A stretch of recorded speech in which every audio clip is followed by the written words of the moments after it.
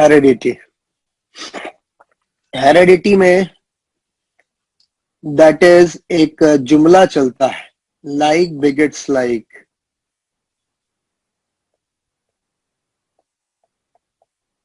Like begets like, इसका meaning है of springs,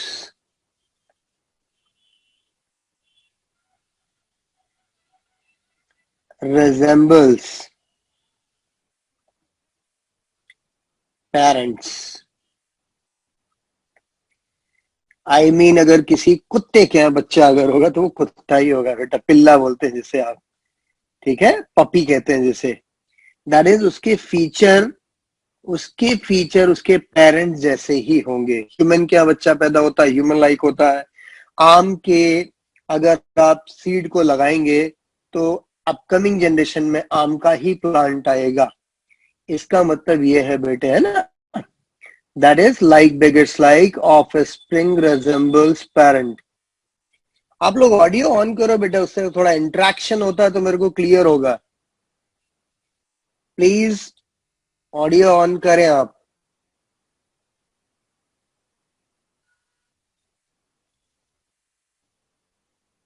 hello. Yes sir. हाँ बेटे, उसमें क्या है कि देखिए अपन इंटरेक्ट करेंगे, क्योंकि अभी इंटरेक्शन है, तब तो मेरे को समझ में आएगा कि आपको मेरी बात समझ में आ रही है कि नहीं आ रही है। मैंने जो बोला अभी क्लियर है कि नहीं? Yes sir. हाँ सर। ठीक है। तो हेरिडिटी का मीनिंग ये होता है that is offspring resembles parents. उसके लिए अपन एक स्टेटमेंट भी लिखते हैं that is like begets like, like begets like. ठीक है, तो ये आपको मालूम होना। तो मैंने क्लियर कट कहा कि डॉगी के बच्चे भी डॉगी ही होंगे, उसके ही जैसे दिखेंगे, उनके मॉर्फोलॉजी वैसी होगी, फिजियोलॉजी वैसी होगी, ठीक है, स्ट्रक्चरली सिमिलर होंगे। ठीक, तो that is due to heredity. इसका रीजन है हेरिडिटी। अब हेरिडिटी को अगर अपन डिफाइन करना चाहें तो बोलोगे transmission of parental characters.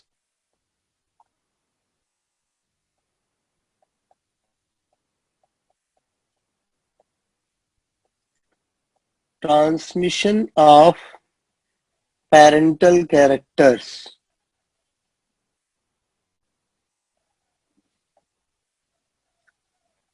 To offspring, या जनरेशन टू जनरेशन, ऐसा भी कह सकते हो। Transmission of parental characters from one generation to next, one generation to next, ये इसका meaning. That is heredity is defined as transmission of parental characters from one generation to next। अब इसके बाद आती है हेरिडिटी के लिए जो एक्सेप्टेबल थ्योरी है। हेरिडिटी के लिए मोस्ट एक्सेप्टेबल थ्योरी बता रहा हूं कि जिसने हेरिडिटी को काफी क्लोजली डिफाइन कर दिया कि आखिर इसकी वजह क्या है। तो इसके अंदर आएगी जर्म प्लाज्म थ्योरी।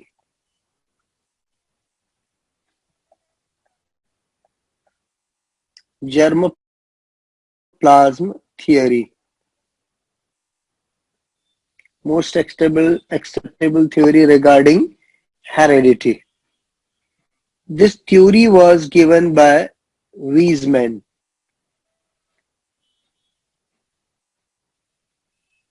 अगस्त वीजमैन, यही बोलते हैं, जो चल रहा है ना उसी के नाम पे है, अगस्त वीजमैन, ऑगस्ट वीजमैन।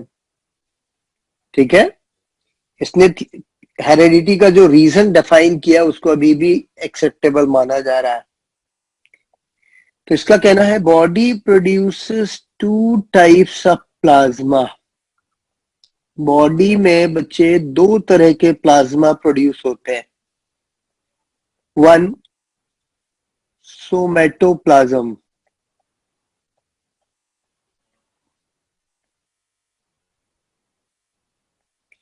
इसमें सोमा का मीनिंग बेटे body, soma means body. Body बनाने वाले जो सेल्स हैं दे आर सोमेटिक सेल्स।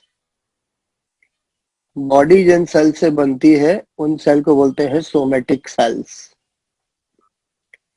ठीक है, सोमेटिक सेल्स कहलाते हो। एक तो ये हो गए। दूसरे टाइप के सेल्स हैं वह दूसरा प्लाज्मा है जर्म प्लाज्मा। दूसरा जो प्लाज्मा है दैट इज जर्म प्लाज्मा। और germ plasm is found in the gametes or germ cell. Germ plasm is found in the germ cells or gamete. और एवरी जनरेशन में अगर हम बात करें कि मेल जो है वो मेल गैमेट देगा, फीमेल के साइड से फीमेल गैमेट आएंगे और दोनों के थ्रू प्लाज्मा जो इनहेरिट होगा वो जर्म प्लाज्मा। तो every organism contributes gamete to the next generation only. Body के केवल गैमेट्स ही नेक्स्ट जनरेशन को आते हैं। ठीक है, कैसे बता रहा हूं नेक्स्ट जनरेशन में? आई मीन टू से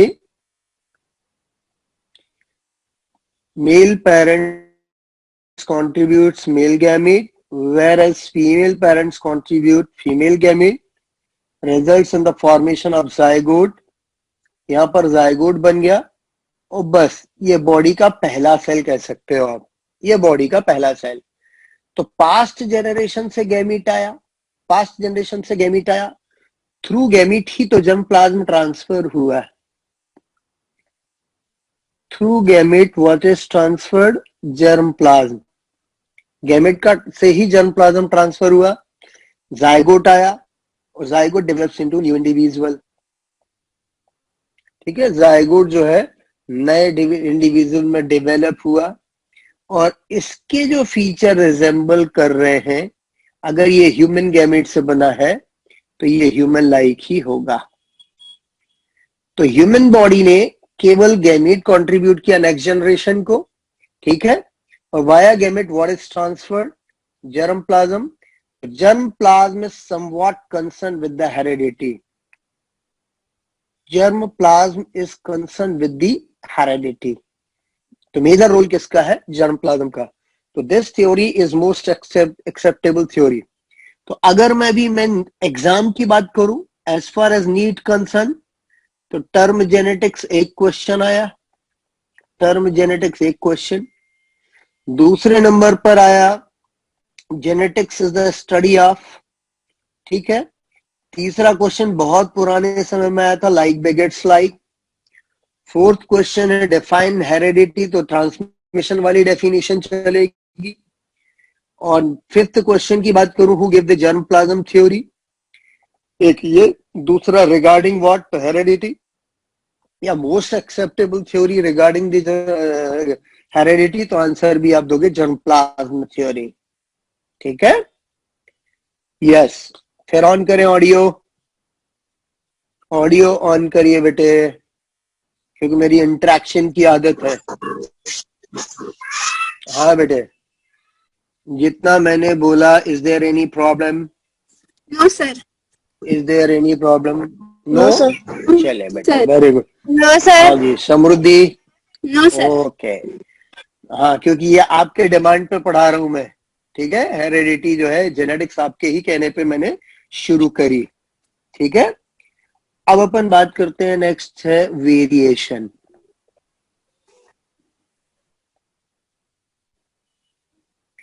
ठीक है, वेरिएशन में देखे, जैसे मैं खुद मेरी बात करूं, मैं और मेरा भाई, ये मैं हूं और ये मेरा भाई, हमारे पेरेंट्स एक ही हैं, ये मेरे पेरेंटल लाइन हो गई, और उनके एक बच्चा मैं हूं और एक बच्चा मेरा बड़ा भाई। ठीक है, दो है। और याद रखना जो बात मैं कह रहा हूं, not applicable for monozygotic twins, इन पे अप्लाई नहीं होगी। ठीक है, हम बात ये कर रहे हैं जो नॉर्मल बॉर्न होते हैं अलग अलग टाइम पर, उनकी बात कर रहे हैं। मोनोजाइगोटिक ट्विंस पे अप्लाई नहीं होगी, ये भी बताता हूं क्या है अभी। ठीक है, तो मैं और मेरा भाई अगर कहीं खड़े हुए हैं और अगर ये मैं हूं, ठीक है, और ये एक्स बंदा है जो हमें जानता है, जो मुझे जानता है, he can easily identify me। इसका तो मतलब यार मुझ में और मेरे भाई में कुछ तो डिफरेंस है, दो माय पेरेंट्स आर सेम, मुझ में और मेरे ब्रदर में कुछ तो डिफरेंस है, that's why this fellow is able to identify me. यही कहलाते हैं बेटे वेरिएशंस। ठीक है, इन्हीं को कहते हैं हम वेरिएशंस। ठीक है, तो वेरिएशन का मीनिंग क्या हुआ? That is two offsprings of a same parent, they are not fully identical, they are not fully identical। उन्हीं को हम कहते हैं, इसी का रीजन क्या है आइडेंटिकल नहीं होना? Variation, that is variation. Human है, ह्यूमन के बच्चे हैं तो ह्यूमन जैसे तो हम दिख रहे हैं, फिर भी हमको एक्स बंदा मुझे आइडेंटिफाई कर रहा है मेरे ब्रदर के साथ में, जबकि मेरा भाई भी साथ में है। तो ये because of variation, this is possible because of variation. ठीक है, तो अब इसमें मैंने एक टर्म इस्तेमाल कर दिया, वो भी बताऊंगा। मोनोजाइगोटिक ट्विन इस्तेमाल किया मैंने, मोनोजाइगोटिक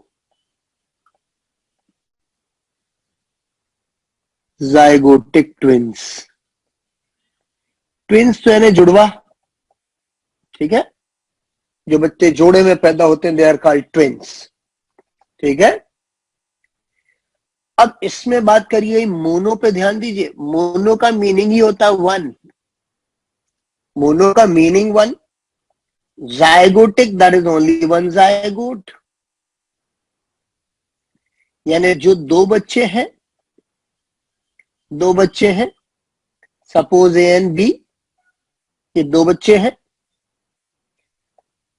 और अगर वो एक ही जायगोट से बॉर्न है, वो एक ही कैसे है वो बताऊंगा अभी मैं। एक ही जायगोट से अगर वो बॉर्न है, या जायगोट इनका एक ही था, जायगोट लेवल पर ये एक थे, तो एक जायगोट के जो बॉर्न है उनको हम कहते हैं मोनोजाइगोटिक। अब कैसे पॉसिबल ये हम बता रहे हैं।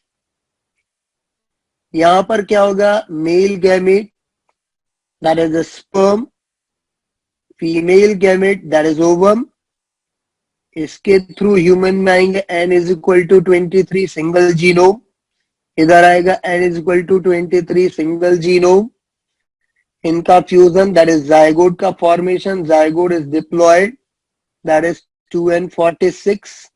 क्लियर? फिर इसके बाद जो बता रहा हूं उस पे ध्यान दीजिएगा, ये तो जायगोट हो गया।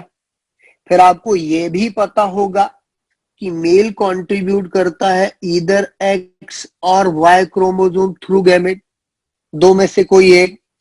फीमेल गैमेट में ऑलवेज एक्स, तो जायगोट का कॉन्फ़िगरेशन में 2n जो नंबर आएगा उसमें 44 तो होंगे ऑटोजोम्स, यानी टू पेयर्स में, sorry not two pair, that is 44 जो है 22 पेयर्स ऑटोजोम के होंगे। और लास्ट पेयर बेटे, अगर मेल से एक्स आया और फीमेल से एक्स आया है तो लास्ट पेयर एक्स एक्स का होगा बेटे। अगर मेल से वाई आया है तो लास्ट पेयर एक्स वाई की पॉसिबिलिटी पर दो में से एक, तो इधर एक्स एक्स और एक्स वाई जायगोट से कैरी होगा। जायगोट से क्या कैरी होगा, इधर एक्स एक्स और एक्स वाई। क्लियर? अब इसके बाद देखिए बेटा, जायगोट के बाद ऑर्गेनिज्म का जो बनना है वो जायगोट से एम्ब्रियो बनेगा, तो उसको हम कहते हैं एम्ब्रियोजेनेसिस। जायगोट से एम्ब्रियो बनने को हम कहते हैं एम्ब्रियोजेनेसिस। क्या वर्ड यूज करोगे? Embryogenesis.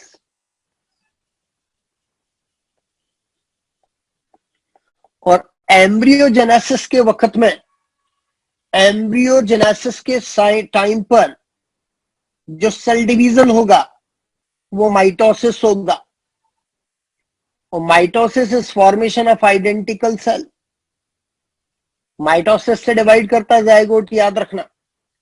Zygote divides by mitosis in human cases और एनिमल के केसेस में बहुत ही रेयर केस है जहां जाइगोट में रिडक्शन डिवीजन होगा, वो एल्गी में होता है या हैप्लॉइड्स में होता है। वहां पे आप अभी जाइए मत, वहां तक अभी मत पहुंचिए, ठीक है। अदरवाइज नॉर्मल कोर्स में जाइगोट डिवाइड्स बाय माइटोसिस, तो फॉर्मेशन ऑफ आइडेंटिकल सेल, यानी जो बॉडी सेल बनना शुरू होंगे वो यहां से चालू होंगे जाइगोट से, और यार मान के चलिए कि सेल की फोटोकॉपी हो रही, ठीक है, सेल की फोटोकॉपी हो रही। बॉडी बनाने वाले सेल सब एक जैसे होंगे, बॉडी बनाने वाले सेल सबके सब जाइगोट के ही मल्टीप्लिकेशन से बने हैं। अब ये तो बात हो गई यहां तक एम्ब्रियो बनने तक। अब इनको बात करना है, मेरे को जस्टिफाई करना है कि मोनोजाइगोटिक कैसे। तो मोनोजाइगोटिक को जस्टिफाई करने का तरीका ये है कि जब एम्ब्रियोजेनेसिस हो रही थी, ये आप अपने कल जूलॉजी वाले टीचर से ही पूछेंगे तो वो भी बताएंगे, ठीक है। एम्ब्रियोजेनेसिस जब हो रही थी तब कंप्लीट क्लीवेज हो गया। तब कौन सी प्रोसेस हुई? Complete cleavage. तो ड्यूरिंग एम्ब्रियोजेनेसिस कंप्लीट क्लीवेज हो गया। तो इंस्टेड ऑफ वन, दो एम्ब्रियो बने और दोनों से नॉर्मल इंडिविजुअल्स बन गए। ये नॉर्मल इंडिविजुअल्स भी बन गए, ठीक है, दो इंडिविजुअल्स बने और नॉर्मल बने वो, ठीक। Zygote was one, zygote was one, hence these are monozygotic twins. दूसरी खास बात, अगर वो एक्स एक्स है तो बोथ आर फीमेल, अगर एक्स वाई कैरी कर रहा होता तो दोनों मेल। तो याद रखना मोनोजाइगोटिक के केस में या तो दोनों मेल होंगे या तो दोनों फीमेल के केस होंगे, परंतु एक मेल और एक फीमेल नहीं होगा। यह हो सकता है, पॉसिबल है, पर मोनोजाइगोटिक में नहीं होगा बेटे। एक साथ दो बच्चे जन्म ले, मेल और फीमेल हो, यह पॉसिबल है, but they are not monozygotic. Clear? और अभी तो बात चल रही है मोनोजाइगोटिक ट्विंस, अभी तो बात चल रही है मोनोजाइगोटिक ट्विंस की।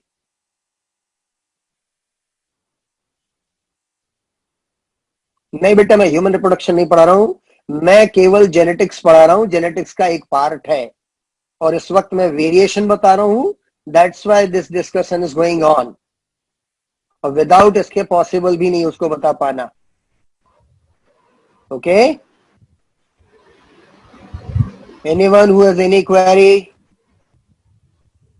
क्योंकि देखो बच्चों, अभी तो पूरी जेनेटिक्स है। अभी तो आपकी डेमो क्लास है, ठीक है ना, नीमा सर ले रहे हैं, लेकिन अगर कंटिन्यूअसली अटेंड करोगे, एनरोल करोगे, तभी बेनिफिट मिलेगा, ठीक है ना। फिर सारे टीचर प्रॉपरली आपको असाइनमेंट देंगे, टेस्ट देंगे, है ना। तो ऐप डाउनलोडिंग तो फ्री है, ऐप डाउनलोड करो, ऐप में ही स्टोर में जाके क्लास को परचेज करो, ठीक है ना। तो क्लास में पर मंथ का भी ऑप्शन है, आप वहां पे जाके EMI ऑप्शन सेलेक्ट करके एनरोल कर लो। अभी 50,000 तक की ऑफर चल रहा है, ठीक है ना। तो अभी आपको 50,000 का बेनिफिट मिलेगा अगर आप 31 के पहले एनरोल करते हो, है ना। तो आप लोग जल्दी से एनरोल करो, क्योंकि क्लास तो करना ही है, नीट निकालना है, डॉक्टर बनना है कि नहीं बनना है। और अगर इतने काबिल टीचर आपको पढ़ा रहे हैं जिनका कि काफ़ी एक्सपीरियंस है, काफ़ी बच्चे इनके पढ़ाए हुए डॉक्टर हैं, तो आप लोगों को जल्दी से डिसीजन लेना चाहिए और डेमो को कन्वर्ट करो एनरोल क्लास में, कंटिन्यूअस क्लास में, रेगुलर क्लास में, ठीक है ना। तो क्लास के बारे में कोई डाउट है तो आप पूछ सकते हो, आपको डेमो मिल ही गया, कैसे पढ़ाते हैं सर, है ना, कितना एक्सपीरियंस है। कोई और भी डाउट है तो पूछ सकते हो सर को, सर ने बहुत बच्चों को डॉक्टर बनाया है, ठीक है ना। हॉस्पिटल्स भी हैं, आपको मैं एड्रेस दे सकता हूँ बच्चों के जिनके हॉस्पिटल्स भी हैं, जी खुद हॉस्पिटल रन कर रहे हैं। अच्छा, फिर दूसरा ये कि ये आपका ये बच्चों ने खुद ही कहा था कि मुझे जेनेटिक्स बताओ, तो मैंने कहा बताना शुरू कर दिया मैंने। डेमो में आपका जो क्वेरी है वो ली जा सकती है, ठीक है। हाँ, जो पैसे पेमेंट करने हैं ना वो ऐप के थ्रू करना है, किसी के अकाउंट में नहीं डालना है। ऐप में जाओगे, स्टोर का ऑप्शन होता है, ठीक है ना। स्टोर का मैसेज करूं मैं, स्टोर के ऑप्शन में होते हैं, स्टोर में जाओगे, मैं आपको दिखा देता हूं स्क्रीन शेयर करके, ठीक है ना। जस्ट 1 सेकंड सर, हाँ, नो प्रॉब्लम सर, नो हाँ प्रॉब्लम। हाँ, एक सेकंड मैं इनको दिखा देता हूँ फीस कैसे पेमेंट करनी है, क्योंकि फीस हम अपने अकाउंट में लेते नहीं, ये ऐप के थ्रू ही सिस्टम बना हुआ है, हाँ, ताकि आपको कोई डाउट न रहे कि हमारा फीस किसी के पॉकेट में जा रहा है या कोई आपके साथ गड़बड़ी हो रही है ना, ऐसा कुछ भी नहीं होगा। Let me show you, just give me A second. हाँ देखो ये है, ये आप जाओगे तो यहाँ स्टोर का ऑप्शन आता है, ऐसे लिखा होता है, और स्टोर में अगर आप देखोगे तो ऊपर ही आता है नीट 2021, ठीक है ना। आपको कहीं अंदर जाना नहीं है, इसमें काफी ऑफर चल रहे हैं। इसमें एक्चुअल फीस है 96,000, ठीक है ना। डिस्काउंट आपको सीधे सीधे 40,000 का मिल रहा है और 6,000 का कूपन मिल रहा है, ठीक है ना। तो टैक्स वगैरह मिला के अगर आप देखोगे आपको सिर्फ 51,000 पे करना। आप देख पा रहे हो, देख रहे हो ना यहाँ पे। तो जब आप पेमेंट के लिए जाओगे तो इसमें ईएमआई का भी ऑप्शन है, ठीक है ना। आप इनको बैंक के थ्रू सैंक्शन करा सकते हो इनकी फीस, और आप जितना ईएमआई चाहे दे सकते हो, 1 साल के लिए, 2 साल के लिए, चाहे जब तक, ठीक है ना। और आपकी क्लास एनरोल हो जाएगी, और ये 31 अगस्त की पहले पेमेंट करनी है। हाँ 31 अगस्त एक्चुअल में क्या है कि पूरा एक साथ हमें नहीं देना है, किसी को भी नहीं देना है, राइट। आपको 51,000 इकट्ठे नहीं देना है, पहले समझ लो। आपको जब आप पेमेंट करने जाओगे यहाँ पे ना, तो एक बैंक का ऑप्शन मिलेगा, इजी कार्ड का ऑप्शन मिलेगा, ठीक है ना। आप वहां पे फॉर्म भर देना, वो आपकी फीस हमें पेमेंट करेंगे, ठीक है ना। बाकी आप उनको ईएमआई पेमेंट करोगे, आपकी मर्जी, 2,000 उनको पेमेंट करो, 3,000 पेमेंट करो, 5,000 पेमेंट करो, वो आपकी मर्जी है, ठीक है ना। तो आप बैंक के थ्रू कर सकते हो, लेकिन स्टोर से ही परचेज करना पड़ेगा। इसका फायदा ये होगा कि अभी जूम के थ्रू हम लोग ले रहे हैं जो, फिर यहाँ पे आपको एक जूम की तरह सॉफ्टवेयर मिल जाएगा, और आपकी असाइनमेंट यहीं अपलोड हो जाएगी, यहीं वीडियो मिल जाएगा रिकॉर्डिंग आपको, यहीं टेस्ट मिल जाएगा। तो यहाँ पे बहुत सारी फैसिलिटी है रेगुलर क्लास की, ठीक है ना। तो इसको प्लीज आप लोग जल्दी से कर लो, आपके पैसे भी बचेंगे, नीट क्वालिफाई करना ही है आपको। और दूसरे इंस्टीट्यूट में जाओगे तो 1 लाख से एबव उनकी फीस स्ट्रक्चर है। नीमा सर खुद ही बता देंगे कि कितना ज्यादा फीस स्ट्रक्चर, और क्वालिटी के लेक्चर भी नहीं मिलते आपको, ठीक है ना। तो थोड़ा सा सर इन बच्चों को गाइड करिए, कितनी ज्यादा फीस के 3 लाख रुपए। हाँ 2-2, 3-3 लाख रुपए आकाश वाले चार्ज करते हैं, और बाकी कोचिंगों का तो बहुत ही ज्यादा है, ठीक है ना। उसको प्लीज आप लोग कंफर्म करिए जल्दी से जल्दी। ये 4 कौन है? व्हाट इज योर नेम बेटा? हेलो, कोई नया बच्चा है? हाँ, आइडेंटिटी ले लीजिए सर इनके। हाँ, कोई नया बच्चा। क्या नाम है बेटा आपका? अपना आइडेंटिफिकेशन ये 444 में से तो समझ नहीं आ रही ना कौन है। नहीं बताते हैं, ब्लॉक करो सर। ब्लॉक कर दें सर ऐसे बच्चों। व्हाट्स योर नेम बेटा? हाँ, अननेसेसरी टाइम। हाँ चला ही गया। नहीं, सही चला गया। He knows actually. हाँ, अननोन लोगों को नहीं अलाउ कर सकते ना। 444 लिख के आ सर तमाशा थोड़ी है सर, अपन लोग पढ़ा रहे हैं। हाँ, ये कोई तरीका थोड़ी सर। 34-33 ईयर से पढ़ा रहा हूँ, सबने पढ़ाया हुआ है, मैंने भी। इस तरह के लोगों को एंटरटेन मत करने दीजिए सर। बिल्कुल बिल्कुल बिल्कुल बिल्कुल सही। नहीं भगा देते हैं, निकाल दिया तुरंत। नहीं, बहुत अच्छा है सर। तो आज की क्लास यहीं एंड करें स्टेफी। अब सर कल पढ़ाएंगे, तुम लोग थोड़ा रेगुलर वैसी इच्छा है। हाँ अच्छा, 2 लोग आ गए, ऐसी इच्छा हुआ या? हाँ नहीं, आप कंटिन्यू करिए, ठीक है। बच्चों का वो थोड़ा सा कि मैटर बीच पे अटका हुआ है ना अपना। हाँ नहीं आप कंटिन्यू करिए, कंटिन्यू। Okay sir. हेलो। हाँ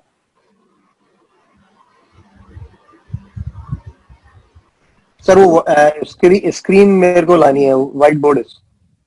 मैं दे रहा हूँ सर अभी आपकी तरफ से। हाँ, वो ब्लॉक है एक्चुअली वो। नहीं, आपकी तरफ चला गया। ओके आ गया, ठीक है। Thank you sir. हाँ बेटा, तो बात वो चल रही थी मोनोजाइगोटिक ट्विंस। मैंने बताया ये वाले जो ट्विंस हैं एमजेड में, मेरा ये कहना है कि मैंने इनको पहले बताया। अब इनकी जो खास बात है, एमजेड जो होते हैं they are similar in genetic makeup, similar in feature. तो इनमें वेरिएशन के चांसेस नहीं। इनमें वेरिएशन केवल एक्सटर्नल एनवायरनमेंट से पॉसिबल है, अदरवाइज जेनेटिकली सिमिलर है, फिनोटाइप में भी सिमिलर है। और उसका रीजन मैंने क्लियर आपको बताया क्योंकि ये एक ही जीन पूल शेयर कर रहे हैं, मेल और फीमेल गेमेट से बना जाइगोट, और जाइगोट एक था, ये एम्ब्रियो बना रहा था, क्लीवेज से डबल एम्ब्रियो फॉर्म हुए, कंप्लीट क्लीवेज से डबल एम्ब्रियो बने, और each develops into normal individual. तो दोनों में मैं बोल रहा था, first of all they are similar in sex, that is या तो दोनों मेल होंगे या फिर वो दोनों फीमेल होंगे। Second, they are similar in genotype, genotype का मतलब होता है genetic makeup, genetic makeup same, ठीक है, बिल्कुल दोनों के जीन में कोई चेंज नहीं। और जब जीन में चेंज नहीं है तो बेटा एक्सटर्नल फीचर कहां से चेंज हो जाएंगे। That is very similar in morphology, very similar in morphology. और अगर मोनोजाइगोटिक नहीं है तो then only variations are possible, then only variations are possible. तो मोनोजाइगोटिक ट्विंस को छोड़कर फिर मैंने वेरिएशन को डिफाइन किया। वेरिएशन ही हमारी समझ लीजिए आइडेंटिटी है, that is two individuals of same parent, they are not fully identical, that is our identity. जब तो मेरे को कोई एक्स बच्चा अगर मेरे से एक बार मेरे से मिला होगा या जिसने मुझे देखा होगा, और अगर मैं और मेरा भाई सामने दिख जाएंगे तो वो मुझे आराम से आइडेंटिफाई करेगा। This is variation, this is due to variation. Clear हो गया? तो study of heredity, study of heredity and variation is genetics, study of heredity and variation is genetics actually। अब इसके बाद अगर कोई पूछे वेरिएशन, तो वेरिएशन को मैं दो कैटेगरी में रखता हूं, सोमेटोजेनिक वेरिएशन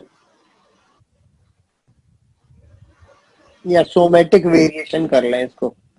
सोमेटिक वेरिएशन ये ड्यू टू एनवायरनमेंट आते हैं, यहाँ जीन रिस्पॉन्सिबल नहीं है, यहाँ पर जीन रिस्पॉन्सिबल नहीं है, एक्सटर्नल फैक्टर रिस्पॉन्सिबल है, और ये केवल बॉडीली चेंज आ सकता है ऑर्गेनिज्म में, सोमेटिक चेंज में पॉसिबिलिटी है, ये इनहेरिट नहीं होगा। सोमेटिक वेरिएशंस इनहेरिट नहीं होते, ठीक है, सोमेटिक वेरिएशन जो है दे आर नॉट हेरिटेबल।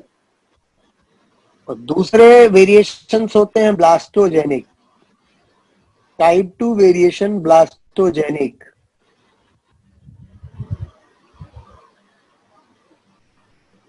ब्लास्टोजेनिक वेरिएशन में यहां पर जीन रिस्पॉन्सिबल है, जीन में चेंज या जीन की जो केमिस्ट्री है वो है डीएनए, डीएनए में थोड़ा सा भी चेंज है तो इसका इफेक्ट तो देखने को मिलेगा, ठीक है। तो change in gene or genetic material, that is blastogenic variation, और ये इनहेरिट होता है।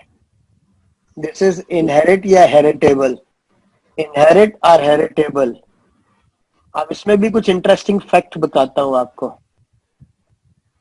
इसमें कुछ इंटरेस्टिंग फैक्ट्स में लेता हूं। जैसे दो तरह के वेरिएशन है, एक है continuous genetic variation, continuous continuous variation का मीनिंग ये होता है बेटा छोटे वाले चेंजेस, माइनर चेंजेस जो जेनरेशन टू जेनरेशन देखने को मिलते हैं, माइनर चेंजेस हैं। जैसे अगर आप आ जाएं कि ईयर ऑफ व्हीट, गेहूं का जो बाल होता है समझते हैं आप, जिसमें गेहूं के दाने लगे रहते हैं, मैं इसकी बात कर रहा हूं। ईयर ऑफ व्हीट में मान लीजिए 100 ग्रेन्स का होता है अप्रॉक्स, मान लें, तो इसका जरूरी नहीं कि एग्जैक्ट 100 हो, प्लस माइनस कुछ भी चलेगा, पर वो नियरेस्ट वैल्यू में होना, दैट इज 95 हो सकता है, 103 हो सकता है, 105 हो सकता है। ये जो छोटे छोटे जो चेंजेस होते हैं दे आर कॉल्ड कंटिन्यूअस, और if they are related with the number, अगर वो नंबर से रिलेटेड है तो वो कहलाएगा मैरिस्टिक,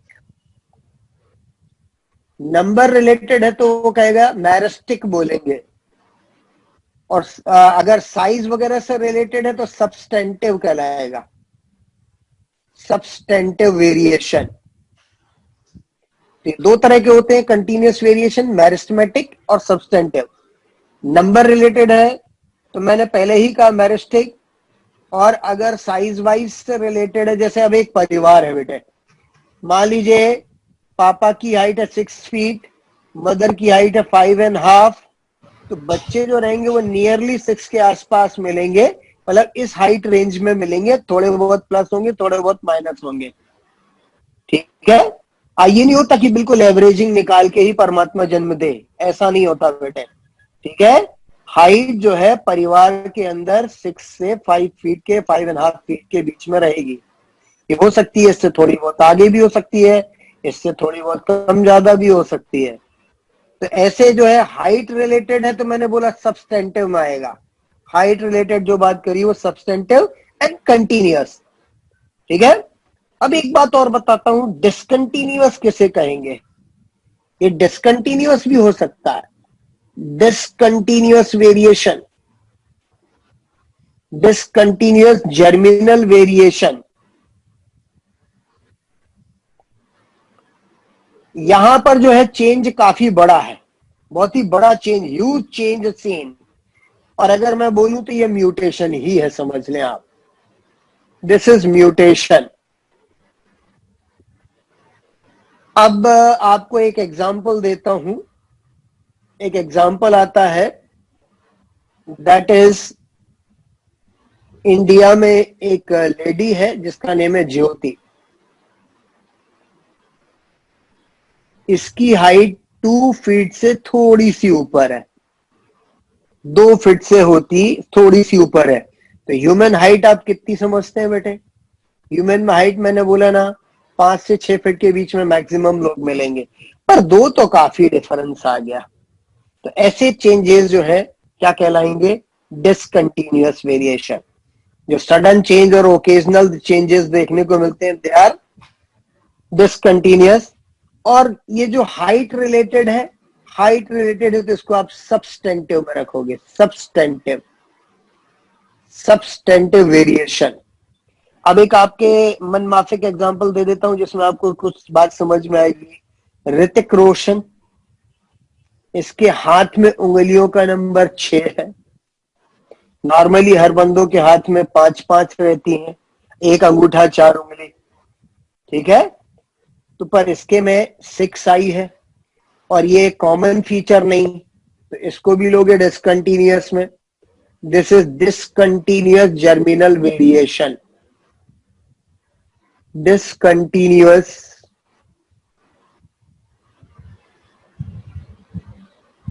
जर्मिनल वेरिएशन, और it is with respect to the number, इसलिए मैरिस्टिक आएगा ये क्वेश्चन। बेटे अगर अच्छे खासे आ जाए तो बच्चों के बस के नहीं होते।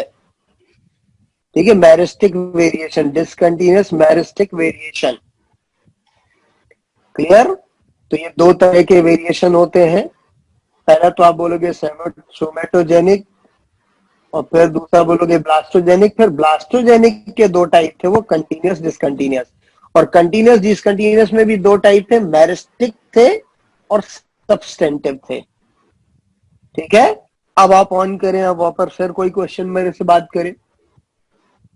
Study of heredity and variation is genetics, study of heredity and variation genetics कहलाएगा।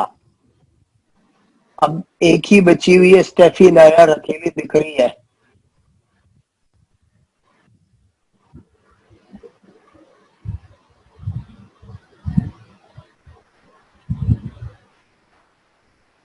ठीक है, यहां तक कोई डाउट बेटे?